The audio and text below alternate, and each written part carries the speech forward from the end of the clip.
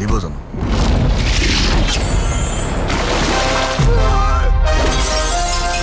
এই matric fail ড্ৰাইভাৰে নিজৰ ইজ্জত ফেল কৰাব নোৱাৰে।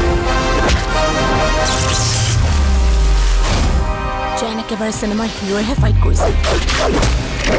হিৰোইনজনী তুমি হোৱা হ'লে বেয়া নাছিল। বিয়া পাতিবি তাকো এম এ পঢ়া ছোৱালী। তই বৰ বেছি সপোন দেখিছ নেকি?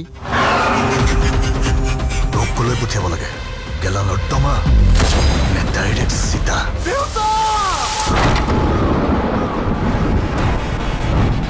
এই পৃথিৱীত তই মোক এটা নিমিলা অংক কৰি এৰি থৈ গৈছিলি দেউতা।